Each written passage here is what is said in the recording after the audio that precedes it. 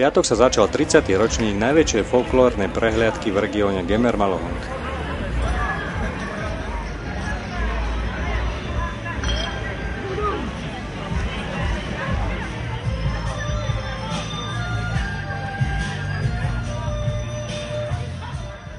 Pred slávnostným zahájením sa v budove obecného úradu uskutočnil slávnostný podpis zmluvy o spolupráci medzi partnerskými mestami Klenovec a Villeneuve-sur-Yonne z Francúzska. Dobrý večer.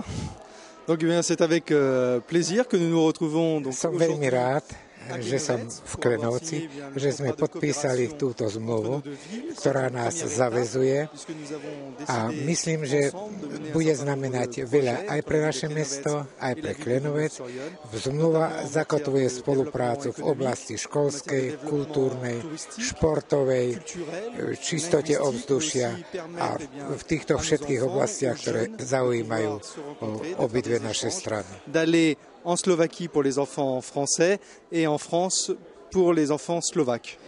Obec dlhodobo spolupracuje s francúzskym mestom Villeneuve-sur-Yonne. No a samozrejme, tak ako pri každej družbe, pri každej spolupráci, začína to najskôr tou kultúrou, výmenou poslancov, stretávaním sa, výmenou skúseností, ale v budúcnosti tak s mestom Villeneuve-sur-Yonne, francúzskym, ako aj s maďarským Mihajgerom chceme nadviazať pre všetkým spoluprácu v rámci podnikateľskej činnosti, aby to prinášalo obojstranný prospech všetkým týmto sídlám. Alors, il est difficile d'avoir un premier projet parce qu'il y a Je ťažko povedať, že ktorý z týchto projektov má prioritu, ale myslím si, že to bude predovšetkým výmena školských detí, potom ekonomická výmena a hlavne teda chceme, aby sa táto ekonomika, aby sa pohla v záujme obidvoch strán.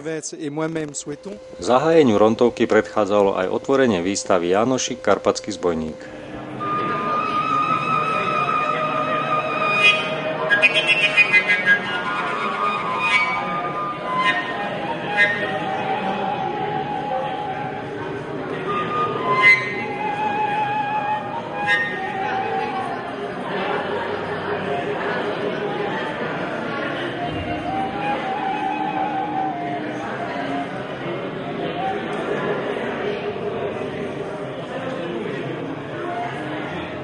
Nasledovalo slávnostné položenie vencov k pamätníku Karola Pajera, ktorý počas druhej svetovej vojny zachránil množstvo francúzskych detí a práve vďaka nemu udržuje Klenovec väzby s francúzskou stranou.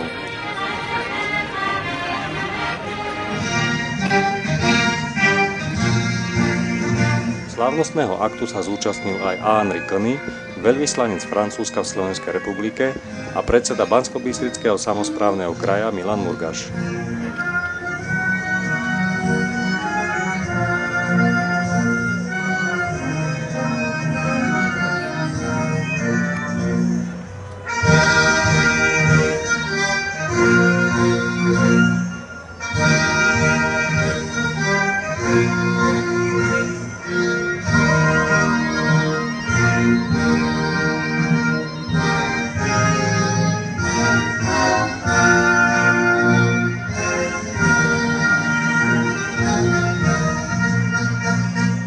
My sme sa folklóru chtivých návštevníkov opýtali, či vedia, kde zlapali Jánošíka. Vraví sa, že v Klenovci.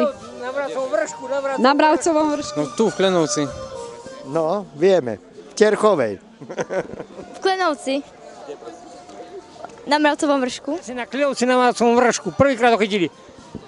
Na Mravcovom vršku. Áno. Neviem. Nie. Tu v Klenovci. V krčme isté dať. V Klenovci. Kde presne?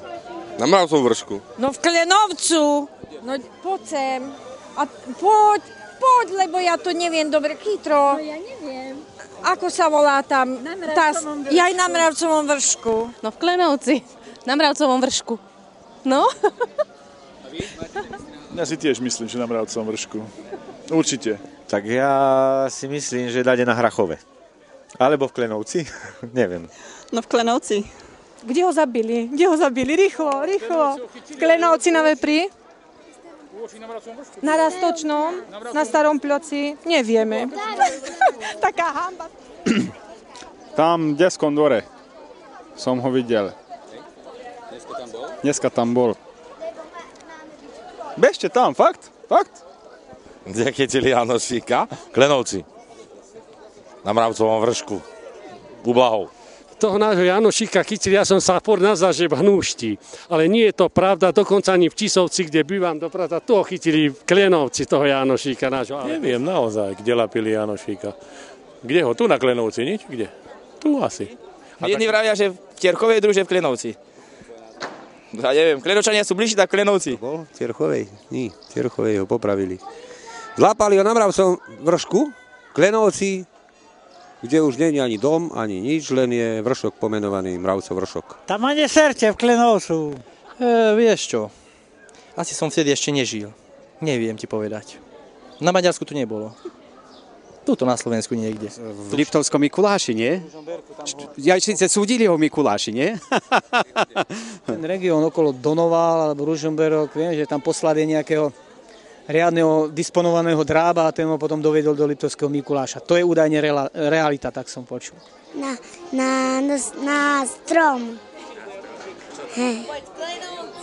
Klenovci. Klenovci, tamto, na tej druhej.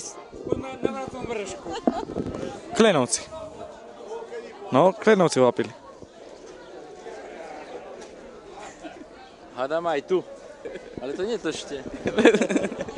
Na Mravcovom vršku, nie? No, jasné. V Klenovci. Na Mravčovom vršku. No v Klenovci, predsa. To vie každý. No tak tu je ťažko povedať, že kde, pretože legenda hovorí, že v krčme, niekto hovorí, že to bolo v krčme niekde na Mravcovom vršku, niektorí hovoria, že to bolo v Klenovci, no ťažko je to povedať, dneska sa to už dokázať nedá. A či to bolo v krčme, tiež je to ťažko povedať. No ale legenda tak hovorí.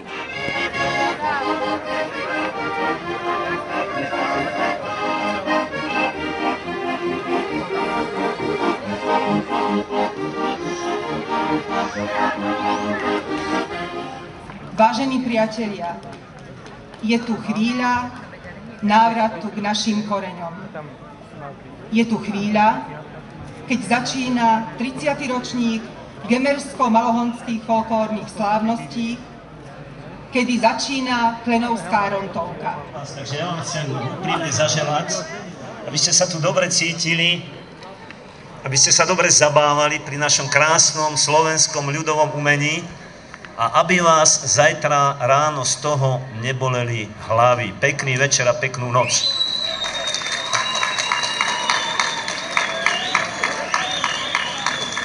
Ja som pevne presvedčená, že ľudové tradície zostanú a zostanú aj ďalších 30 rokov, pretože v Spojenej Európe nás toto identifikuje.